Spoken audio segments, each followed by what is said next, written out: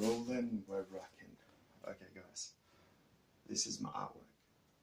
ACSIS, ACIS, Australia Centre Strategic International Studies. Okay, getting a bit anxious. Okay, what is soft power? What is absolute power? Well, absolute power to me is soft power. What is soft power? What's as it sounds? It's soft. It's not sharp and dangerous. It's not erratic. It's basically harmless, informative, wise, sage, and it's like saying someone's going to run and fall off a cliff. You could scream at them and be hard power. If you do that, then I'm going to do it. It's like soft power is basically doing whatever you think. So soft power to me, okay, let's put it into, this is where I go around and around and around. And people zone out and people turn off and go, man, I listen to you, but you never follow through and say something. You keep on changing. Soft power for me and how I'm soft power is what I feel through what is right through consciousness. In my opinions, if expressed to an audience that I choose to target, that the words that I use and how I do it is not perfect, but is perfect to a degree that we need a heart. Soft power is having a heart. Soft power isn't doing it through what soft power is just because you get away with it. Soft power is basically overall power. Soft power is like parent power. So being a parent is something that I recommend not everyone, because not everyone should have kids, but for the ones that can, the people that are listening to this, that it's a learning experience and a life changer. You learn to be more wary and more particular on your projection and your reflection due to your reflection of what your reflection could be. So soft power, I'm going to name soft power to Kim.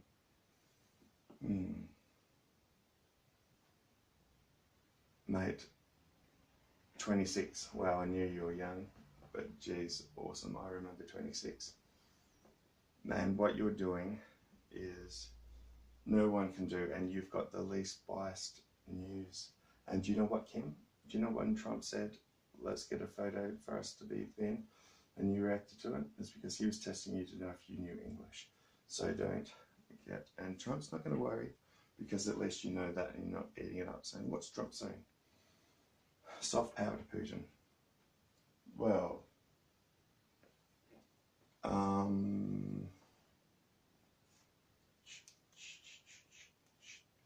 I think with my Interdroven movie, I want Putin to be in it, but he's in it as he is now, and then I meet him and we go to the gym and we get in contact with the pharmaceuticals and herbs and supplementation and eating right, and we all become machines, and we should, even if it was to have a pet bear that you could muck around with to get to know, to love, for it to love you. In the movie, we could get that bear that you love and you could muck around on it and sort of, you know, you could have a dog as well. A dog would probably be gnawing at its face and it's like trying to scruff it, you know, like symbology. Maybe I might get in trouble for this. What is God? Well, God is getting things done. Okay, how to be a good politician. Well, to be a good politician, I suppose what you need to do is you need to have confidence. Now, execute this and go into this with absolute caution. That what it is it's like you're at a mate's place and it's not your place. because your message is quite different to these other guys' messages, but some are the same kind of to yours, but not.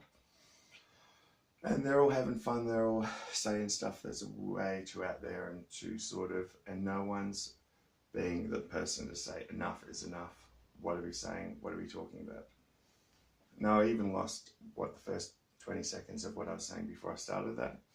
But I think that I should just leave it at that and say a good politician is someone who's confident, someone that comes in with assertive eyes, is intelligent, that is thought up through the complexity of the computation of the firing of the possibilities into the ever interacting of the vibrations or the reflections of the interpretations of the negative charge that you have to be positive or negative, and then everyone else is being different. So a good politician is someone that, okay, gets home, starts writing a book that no one sees, all the things that they've done wrong, all the things that they find fake about themselves, all the things that they could find that are a part of them that they would feel joy in to bring to light. One could be how to act like God, but to believe in God, but not to act as in saying it as being God. So people have negative flack, but to be smart, to use your age and use it to its advantage. What is leadership? Well, leadership to me, morning, ever morning. Leadership is that every morning that you dust off your dusty hair because you decided to see what Santa Claus was up to because today or last night you wanted to be 007. And Santa Claus, well, I used to look a bit like Santa Claus. Maybe, yes, I did come once a year.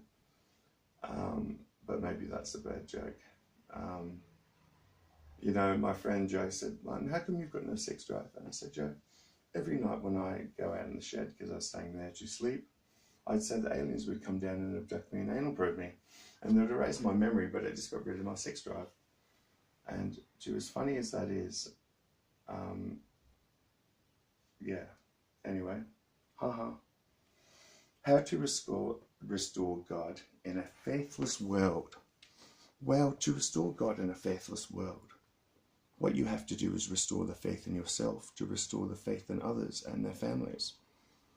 What happens when you spend all your attention on one dot, that dot being an entity, and you being a dot as being one, and one as you goes out to help one dot, and it just helps one dot, but it doesn't help the ones around it?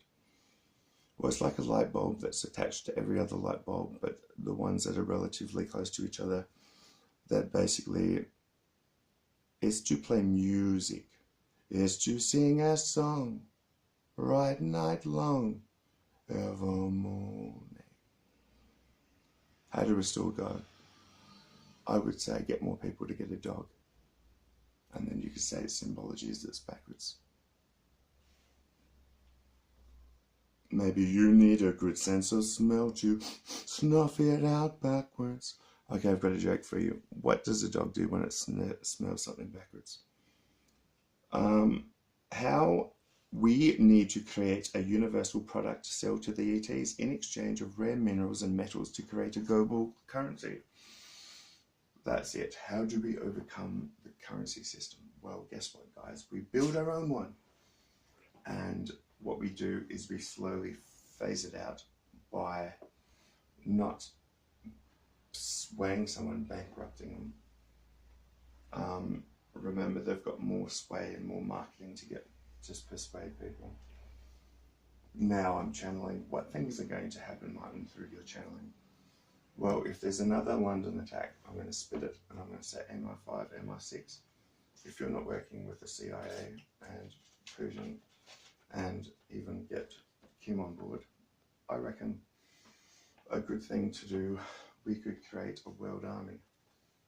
So for the major parties, and sorry for getting other ones wrong, like not mentioning all these other parties, but guess what, guys?